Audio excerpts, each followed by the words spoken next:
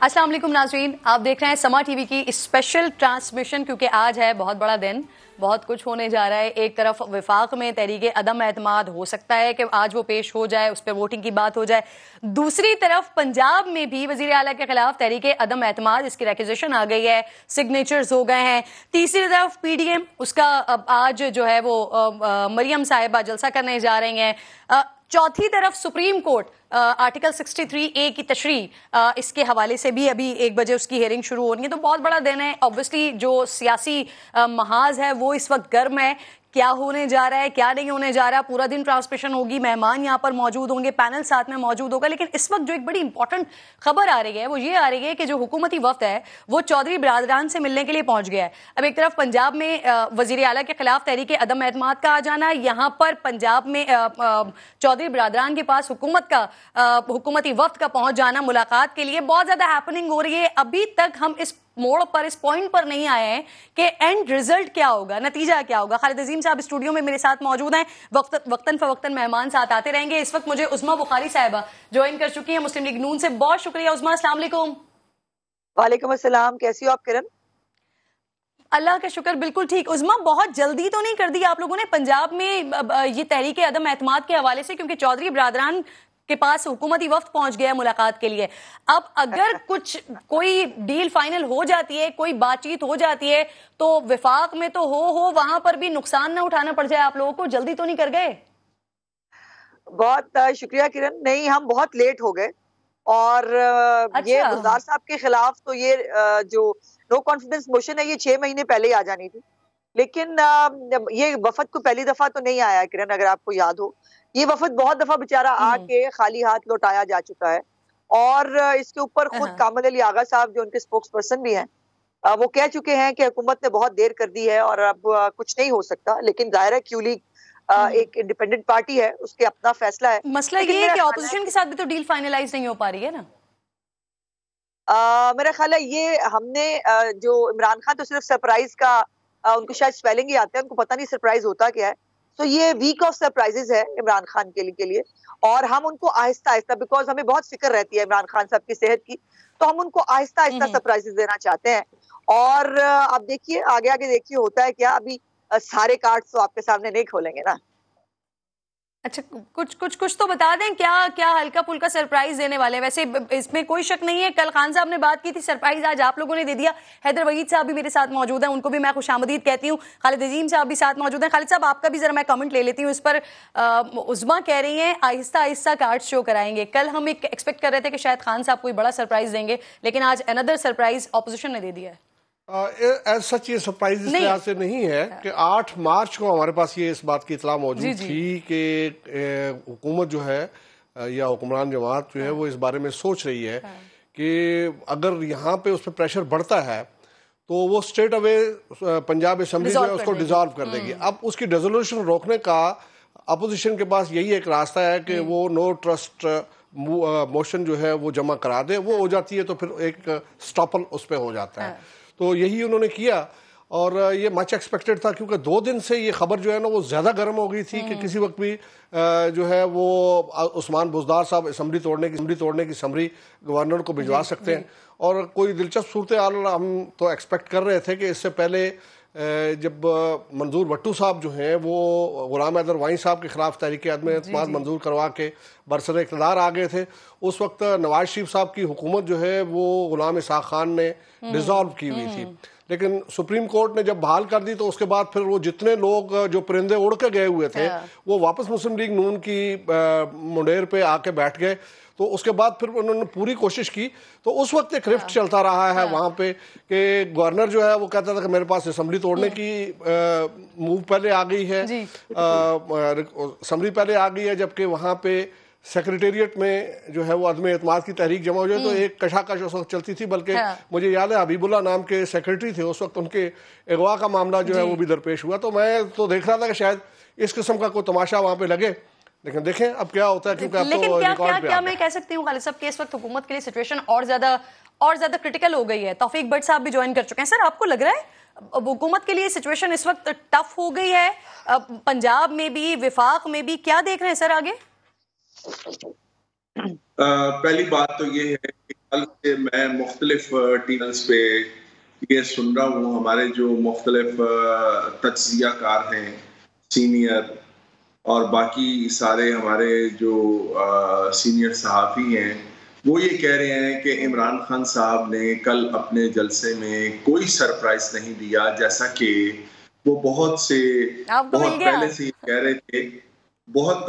कह रहे थे कि वो सरप्राइज़ देंगे।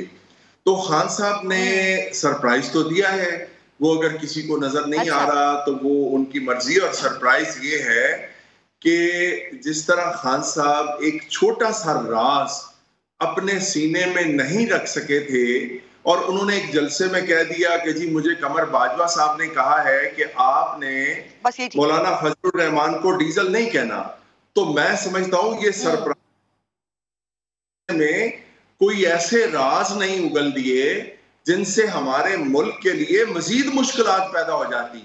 मैं तो ये तवक्को कर रहा था और मैं दुआ मांग रहा था कि वो कोई ऐसा सरप्राइज ना दे दें जो हमारे मुल्क के लिए मजीद मसाइल खड़े कर दे।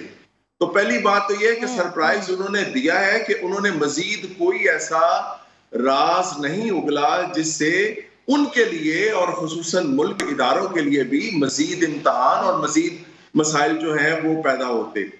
जहां तक मौजूदा सूरत हाल का ताल्लुक है तो ये मैं समझता हूँ खान साहब की नाअहली के साथ और उनकी जो एक मुसलसल मुंतकिम मिजाजी है, उनका जो रवैया है, उनका जो तकब्बर है, उसके साथ जुड़ी हुई है। आज वो अपने जो वज़रा हैं उनको अपने इत्तेहादियों के पास भेज रहे हैं। जब वो खुद इत्तेहादियों के पास चले गए और उसका कोई नतीजा नहीं निकला, तो अब जबकि वो अपने वजीरों को भेज के क्या नतीजा उसका निकालना चाहते हैं, मुझे तो नहीं लगता कि कोई नतीजा निकलेगा, लेकिन मेरी दुआ है आपको नहीं लगता, लेकिन उसका कोई नतीजा हुकूमत के साथ ऑपोजिशन के साथ कोई सेटिंग नहीं बनी है, तो हो सकता है कि कोई ऐसी ऑफर कर दी जाए कि जिसके बाद सिचुएशन चेंज हो। हैदर वहीद साहब का भी कमेंट ले लूं सर, तौफीक भट्ट साहब आपकी इजाजत से। हैदर वहीद साहब, सर आपको भी ऐसा ही लग रहा है वजीर आजम साहब का जो रवैया है वो कल सरप्राइज हो गए, सरप्राइज मिल गया कल उनके रवैये से, और फिर आज की सिचुएशन आपको लगता है कि कोई तब्दीली, बड़ी तब्दीली आ जाएगी, इससे कोई चेंज होने वाला है, या हुकूमत के लिए टफ सिचुएशन हो गया है, या आपको लगता है अभी भी विन विन सिचुएशन में बैठी हुई है?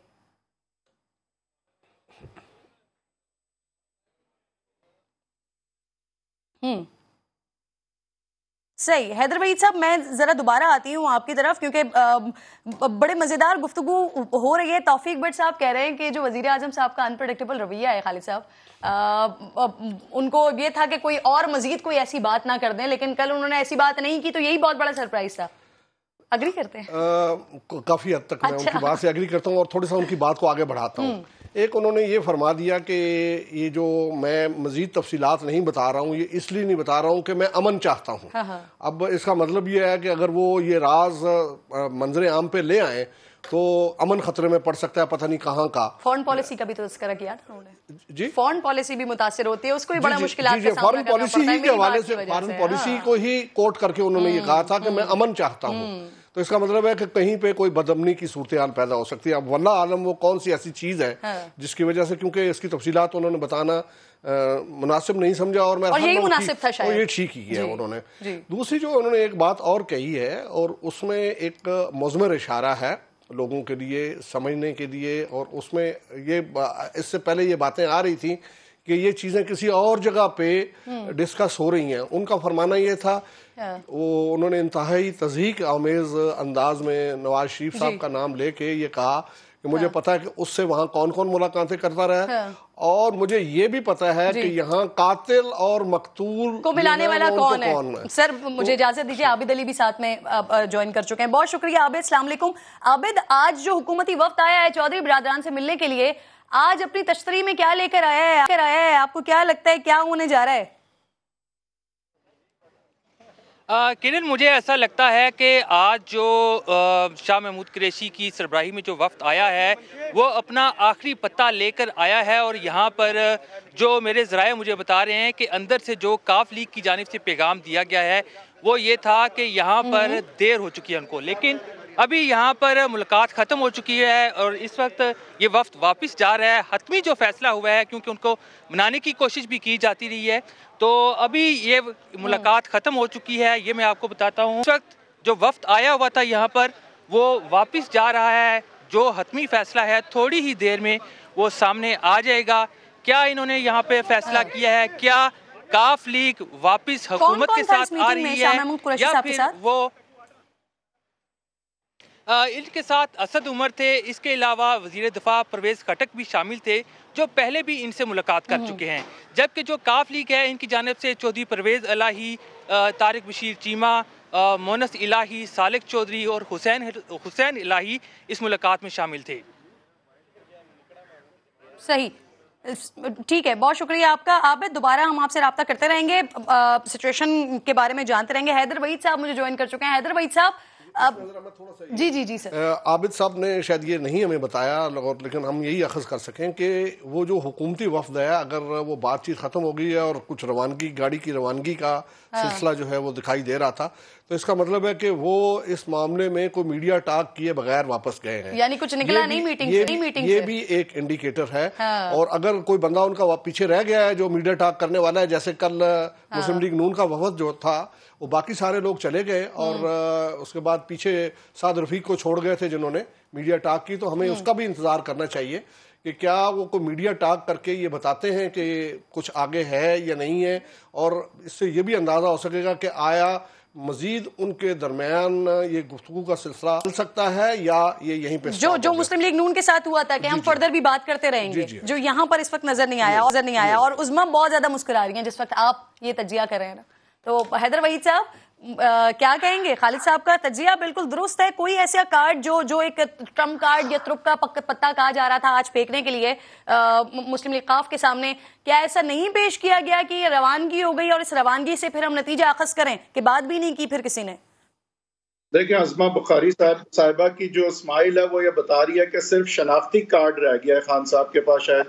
बहरहाल देखिए, इसमें कोई शक नहीं है कि ये जो एक्चुअली जो पेज फटा है ना जी कुछ माह पहले, ये सारे मामला जो बदले हैं, हम आपने पहले भी ये सवाल किया कि और ये बताया गया कि जैसे अदम एतमाद बड़ी देर से आया है। बात यह है कि अदम एतमाद जब आया है जब कामयाब हो सकता था।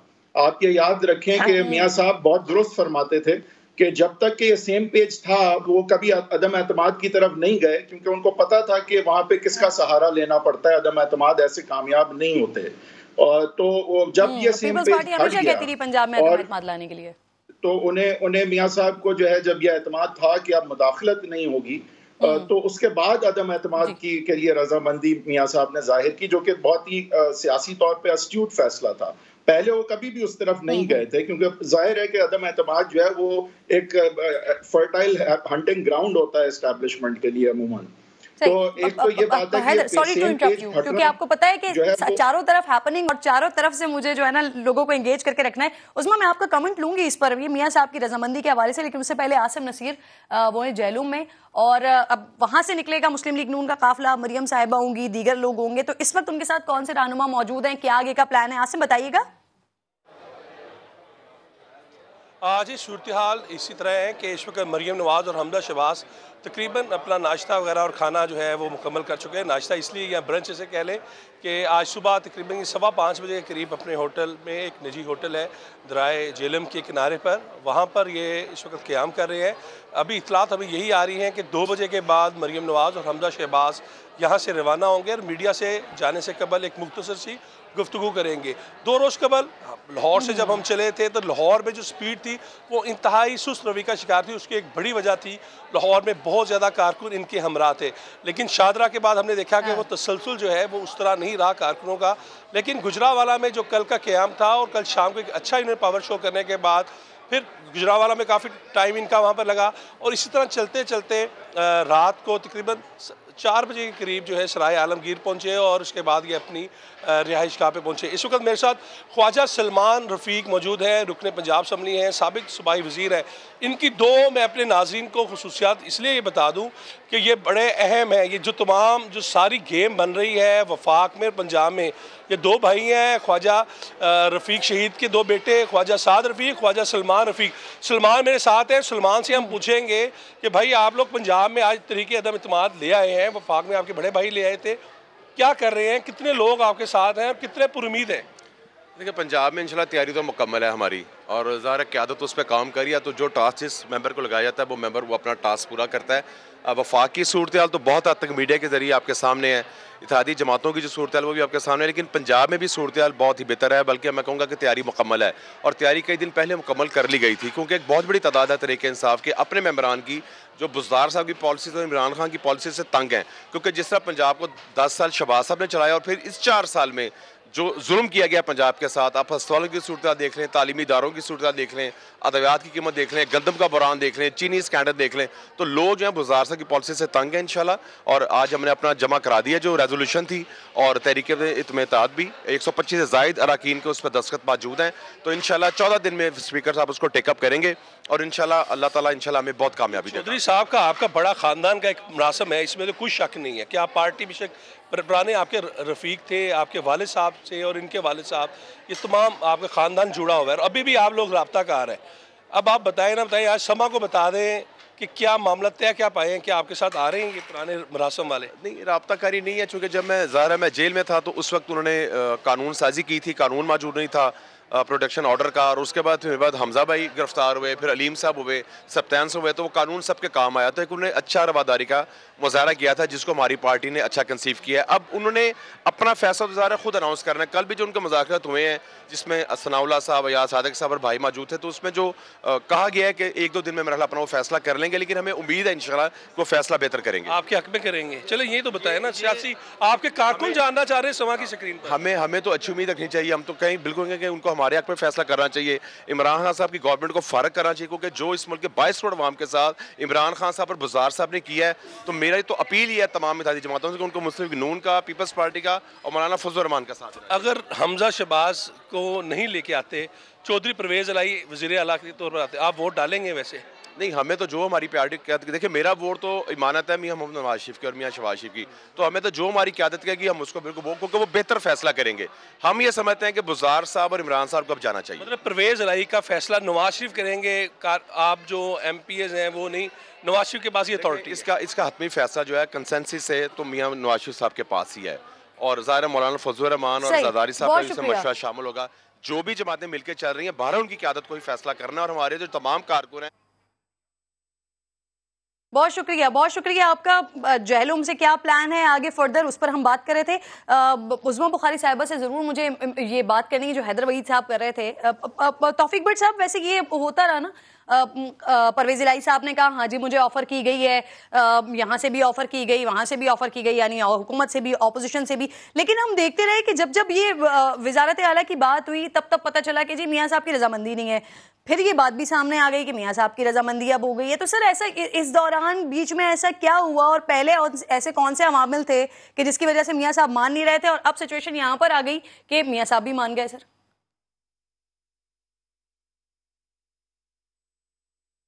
तौफीक साहब।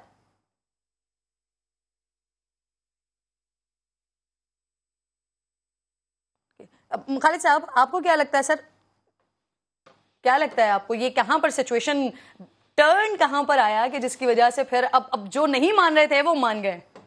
देखिए, मैं ये समझता हूँ कि न मानने और मानने वाली बात जो है वो उसमें एक बंद मुट्ठी है।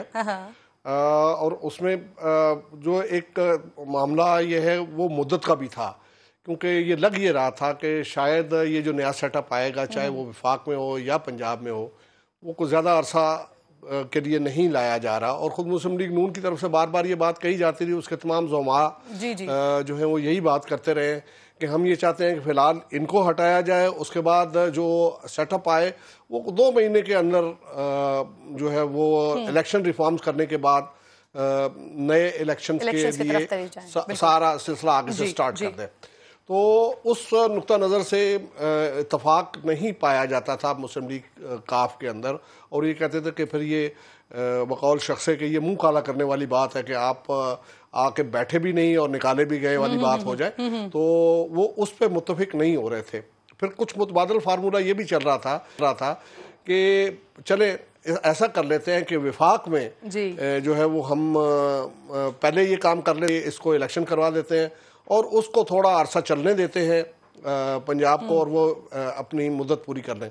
तो वहाँ पे भी फिर एक इख्तलाफ इस बात का पाया जाता था कि पाकिस्तान में इस बात की हिस्ट्री मौजूद नहीं है कि सूबों और विफाक का जो सेटअप है उसमें वो मुख्तलिफ मुद्दत के लिए हो कि दरमियान में पता चले कि अभी विफाक की मुद्दत पूरी नहीं हुई और सूबाई असम्बली का इलेक्शन का मरहला आ गया, या सूबाई असम्बलियों की मुद्दत पूरी नहीं हुई और विफाक में जो है वो वक्त आ गया कि नए इलेक्शंस करवाए जाए। तो ये मुख्तलिफ चीजें जो चल रही हैं, लेकिन अब लगता है कि वो किसी एक फार्मूला पे उनका इत्तफाक हो गया है। सर वैसे ये 6-7 सीटों के लिए शेख साहब ने भी एक दफा कह दिया था पिछले दिनों, फिर खैर उन्होंने इसको क्लियर भी किया था, बट ये 6-7 सीटें ये एक नाराज दुल्हन की तरह मुसलसल चल रही है, मतलब अपना फैसला भी क्लियर नहीं कर रहे हैं और सबसे इंपॉर्टेंस जो है ना वो इन्होंने ही क्रिएट करके रखी है। ये जरूरत का मामला होता है ना, ये जरूरत का मामला होता है। मैंने बहुत से मौके पे ऐसे देखा है कि एक अकेला वोट जो है वो बाज़ औक़ात डिसिसिव होता है और गेम चेंजर हो जाता है। उसके बाद वो सारे लोग जो हैं उनमें से कोई एक ग्रुप उनके साथ आने के लिए मजबूर होता है। हमारे लाला मूसा में एक मरतबा इस किस्म की स्टेज आ गई थी तो एक अकेले साहब जो हैं उन्होंने वो पीपल्स पार्टी से उनका ताल्लुक था और कमर ज़मान कायरा के जो चचा हैं जो कि MNA भी रहे हैं असगर कायरा साहब, वो उस वक्त सारे मामले को देख रहे थे। तो वो उनके पास गए और उनको जाके उन्होंने इन अल्फाज में कहा, उन्होंने कहा जी हाजी साहब मैं तो चेयरमैन हूँ, अब बताना आपने है कि आपकी तरफ से हूँ कि उनकी तरफ से हूँ।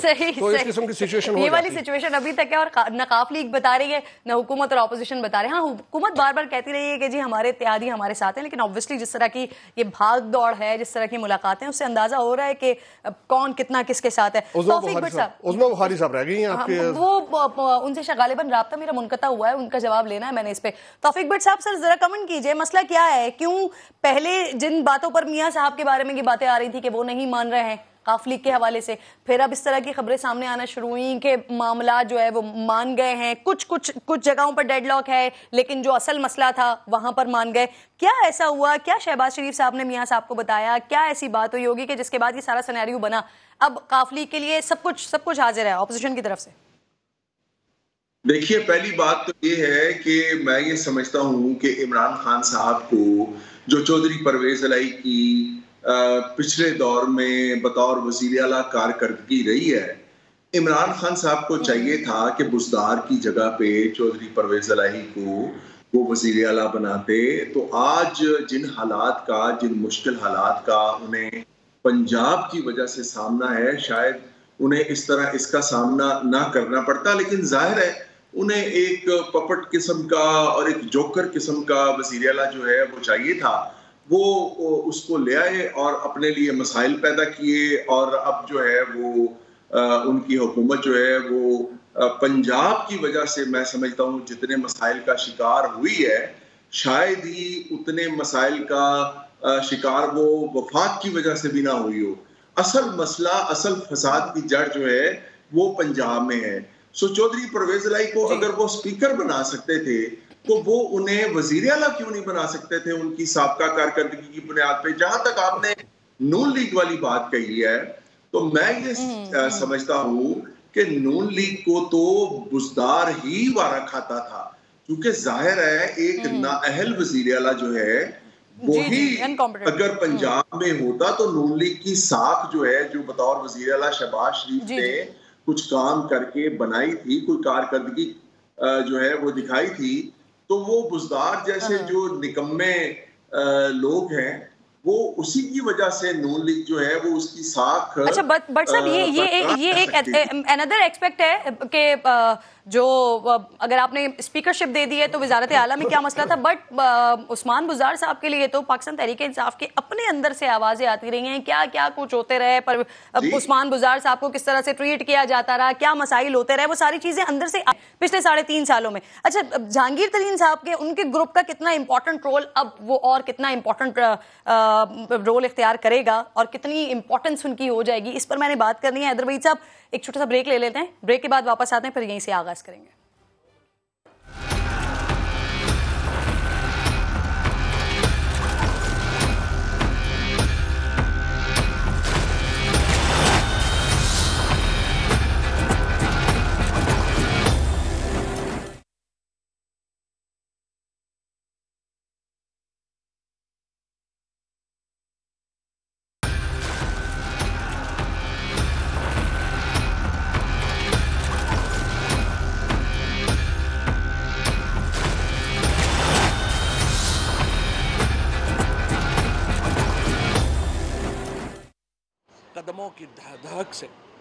पहले मैंने कहा था कि ये लोग जो नो कॉन्फिडेंस की मूव कर रहे हैं या जो वोट डालने जाएंगे, उन्हें 10 लाख लोगों में से गुजर के जाना पड़ेगा।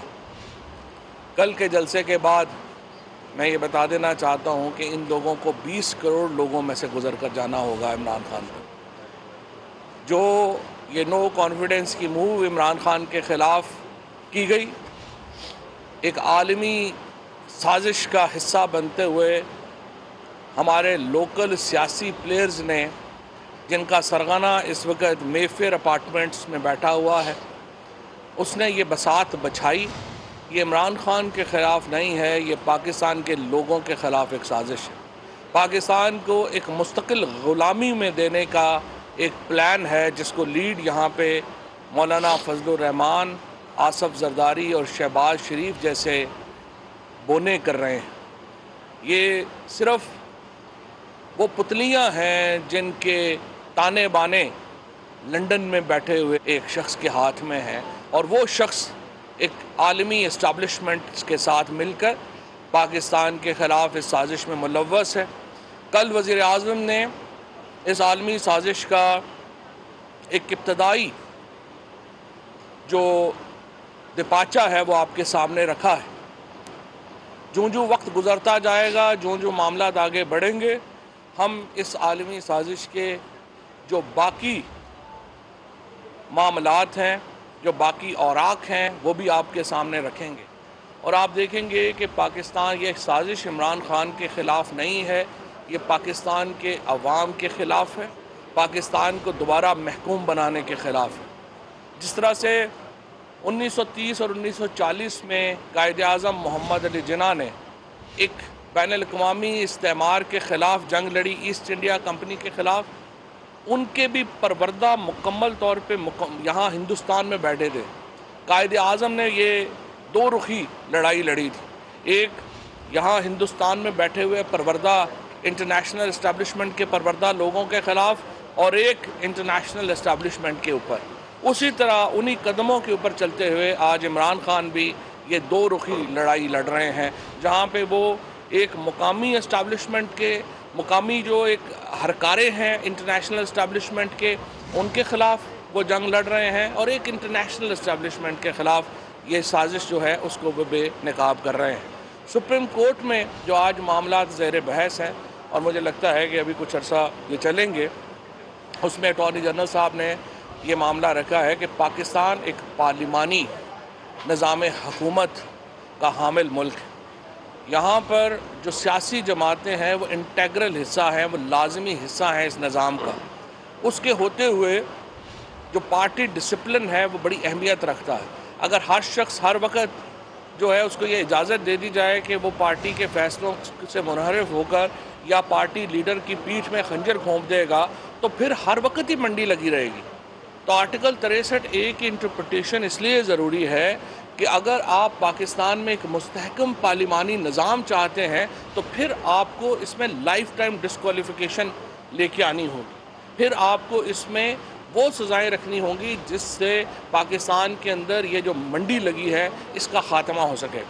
हमने देखा है कि इमरान खान के टिकट के ऊपर मुंतखब होने वाले अरकान को ख़रीदा गया, उनको सिंध हाउस में रखा गया, उनके ऊपर जो पैसों की यलगार हुई, और तमाम बेशुमार लोग, तो मैं उनको सलाम पेश करता हूँ जिन्होंने इतने बड़े लालच को ठुकरा दिया और वो आज भी इमरान खान के साथ खड़े हैं। लेकिन बहुत कमज़ोर दिल हजरात भी होते हैं, और वो लोग इस इंटरनेशनल साजिश में जहाँ पैसे दिए जा रहे हैं, जहाँ पे लोगों को ख़रीदा जा रहा है, उनके ज़रिए वो पाकिस्तान के निज़ाम को तलपट करना चाहते हैं। और अटॉर्नी जनरल ने यही नुक्ता आज सुप्रीम कोर्ट के सामने रखा है। मुझे पूरी उम्मीद है कि सुप्रीम कोर्ट इस रेफरेंस में जो हमारे वो लोग जो टिकट के ऊपर इलेक्ट हुए हैं और उन्होंने वो मुनहरिफ हुए हैं, उनके लिए एक लाइफ टाइम डिस्क्वालिफिकेशन भी लेके आएगी। और ये भी मुझे उम्मीद है कि इनको वोट कास्ट करने की इजाज़त जो है, वोट कास्ट तो ये कर सकेंगे लेकिन वो वोट गिनने का मौका जो है वो इनको नहीं मिलेगा। जी मैं इधर आवाज़ नहीं आती। एक मिनट। बिस्मिल्लाहिर्रहमानिर्रहीम। जैसे कि फवाद चौधरी साहब ने कहा, कल अवाम ने अपना फ़ैसला सुना दिया ज़मीर फ़रोशी के ख़िलाफ़। और मैं यहाँ पे ये भी इस बात का जवाब देना चाहता हूँ कि ये लोग जो कहते हैं कि जी सरप्राइज़ क्या था, मौजूदा वज़ीर आज़म तारीख़ के सबसे बड़े इज्तिमा से खड़े होके अपने कारकुनान और अपनी आवाम को एतमाद में ले रहा है और उन्हें आगाह कर रहा है कि हुकूमत के ख़िलाफ़, हुकूमत वक्त के ख़िलाफ़ एक बैरूनी साजिश हो रही है जिसके ब्लैक एंड वाइट में सबूत और शवाहिद हमारे पास मौजूद हैं, और मुल्की मुफाद में हम जितना डिस्क्लोज़ कर सकते हैं उतना करेंगे, और जब वक्त आएगा उस वक्त ज़्यादा भी कर देंगे। तो ये बात सिर्फ सरप्राइज़ नहीं है, मैं समझता हूँ कि ये एक बैनुल-अक़वामी साजिश और अंदरूनी मीर जाफ़रों का जो एक गठजोड़ हुआ था उसको जिस तरीके से वज़ीर आज़म इमरान ख़ान ने कल बेनकाब किया है उससे सबकी आंखें खुल जानी चाहिए।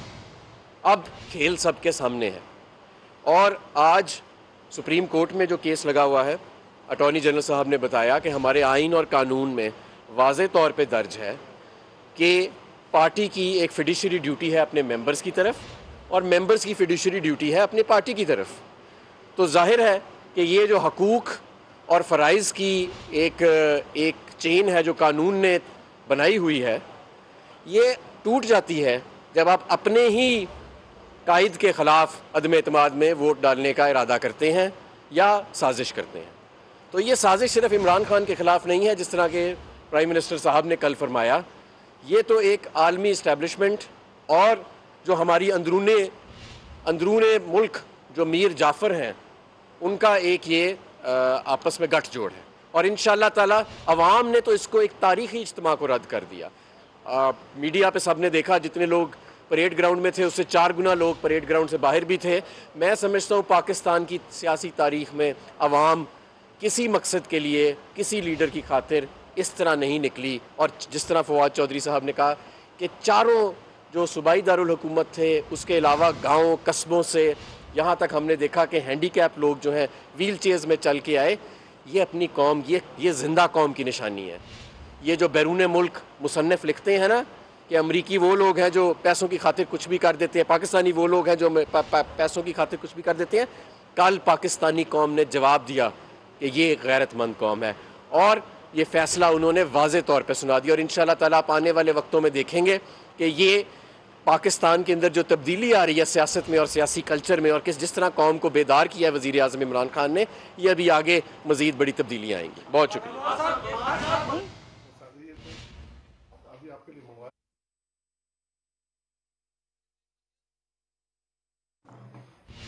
वफाकी वज़ीर इस वक्त बात कर रहे थे और इम्पॉर्टेंट गुफ्तगू कर रहे थे। खालिद साहब क्या कहते हैं आप? अभी हमाद अज़हर साहब भी उसी तरफ इशारा कर रहे हैं जहां वज़ीर आज़म साहब ने कल बात कर दी, फवाद चौधरी भी यही इशारा कर रहे हैं। सिर्फ इस वक्त के फिर बात करें, फवाद चौधरी साहब पहले बात कर लें मुकम्मल, फिर हम बात मुतालबे रखें। ये फैसला बहरहाल हमने करना है कि हम इसके नतीजे में हमारी पार्टी के ऊपर क्या असरात होंगे, हमारी सियासत पे क्या असरात होंगे। अब भी शाह महमूद कुरैशी साहब और असद उमर साहब की मुलाकात जो है वो चौधरी साहबान के साथ अभी ख़त्म हुई है, और अभी जब वो वज़ीर आज़म साहब के पास अभी एक मीटिंग है जिसमें ये सारी रिपोर्ट आएगी, तो उसके बाद हम अपना फैसला करेंगे। वो अपने मुतालबे अपने रखेंगे, हम अपना हल उनको देंगे। तो साहब ये बताएं, क्लियर लफ्ज़ों में ये बताएं कि जो खत कल खान साहब ने लहराया और शाह महमूद कुरैशी साहब ने कहा कि इस खत को हमने अस्करी क़यादत से शेयर भी किया है, उस खत को देखने के बाद भी अस्करी क़यादत गैर जानबदार रहेगी। पहली बात तो मैं आपको ये बताऊं कि एक बात तो यकीन रखिए कि ये ख़त वो नहीं है जो 2-3 सहाफ़ी इस वक्त लहरा रहे हैं कि हमारे पास भी है। मैं उन सहाफ़ियों को कहूँगा, एक जो आपको वेल इन्फॉर्म्ड होने के चक्कर में रोज़ाना झूठ बोलने की आदत बढ़ गई है, इसको चेंज करें। और कम अज़ कम ये वो सारे लोग हैं जो रिपोर्टिंग से आगे निकल गए हैं, ये जो हमारे यंग रिपोर्टर्स हैं, कम अज़ कम इनसे ट्रेनिंग ले लें। ये जो सीनियर सहाफ़ी बने हुए हैं, इनको मैं ये कहूँगा कि ये जो हमारे यंग रिपोर्टर्स आते हैं ना, हमारे, उनसे ट्रेनिंग लें कि ख़बर वेरीफाई कैसे करते हैं। ये नहीं कि मुँह उठा के हर वक्त जो है वो सोशल मीडिया के ऊपर दे दें और वो आप उसके ऊपर जो है वो कर दें। जहाँ तक फ़ौज का ताल्लुक़ है, पाकिस्तान की फ़ौज पाकिस्तान के इत्तेहाद की, पाकिस्तान के इंडिपेंडेंस की, पाकिस्तान की जो ख़ुद मुख्तारी है उसकी ज़ामन है। और फ़ौज हर उस, जहाँ पे जिस तरह वज़ीर आज़म इमरान खान ने उस दिन कहा, फ़ौज हर वो फैसला करेगी जो मुल्क के मफाद में होगा। सर 63 में कहीं भी नहीं लिखा है कि डिस्क्वालिफिकेशन, बार-बार यही जिक्र हो रहा है, उसमें ये इसी के फैसले के लिए आए हुए हैं ना। आर्टिकल होनी चाहिए बजाय ये नहीं, आर्टिकल 186 में रेफरेंस है, वो अदालत फैसला करे। हाँ, पहला मौका नहीं है कि जजेस का जो डिवीज़न है उसके ऊपर PMLN ने एक्सप्लॉइट किया हो। बहुत सारे आप में से जो नौजवान हैं उन्होंने शायद वो सजाद अली शाह साहब की जो किताब है वो नहीं पढ़ी होगी, court room in the glass house. आप ज़रा पढ़ें और आप देखें कि रफ़ीक तारड़ को कैसे इस्तेमाल किया गया जजों के लिए, और इस फेंस को फलंगा गया, और ये फेंस पहले हमला किया गया, फिर जजों को ख़रीदा गया, फिर उनके लिए बैग भेजे गए, और फिर सारा वो जो कोयटा का मामला, और ये हम नहीं कह रहे, जस्टिस सजाद अली शाह साहब ने अपनी किताब में ये सारे मामलात जो हैं वो लिखे हैं। और ये जो इनको इदारों के साथ साजिशें करने की आदत है नून लीग की, ये BMW जो की चेन दिए गए, ये हमने नहीं दिए हुए, ये नवाज शरीफ की एक हिस्ट्री है। और जो लोग भी पॉलिटिकल रिपोर्टिंग करेंगे मैं उनसे कहूँगा कि वो नवाज शरीफ की हिस्ट्री को ज़रूर पढ़ें। मैं यहाँ पे एक बात ऐड करना चाहूँगा कि मुस्लिम लीग नून की यह रवायत है कि पहले अदारों पे हमला करते हैं, उनके अफराद पे, ऑनरेबल अफराद पे हमला करते हैं, उनको एक ऑर्गेनाइज्ड नैरेटिव के ज़रिए, एक ऑर्गेनाइज्ड कैंपेन के ज़रिए उनको मुतनाज़े पहले ख़ुद बनाते हैं और फिर खुद ही पीछे हट के कहते हैं कि देखो ये तो मुतनाज़े है, और फिर उनसे मरात लेने की कोशिश करते हैं।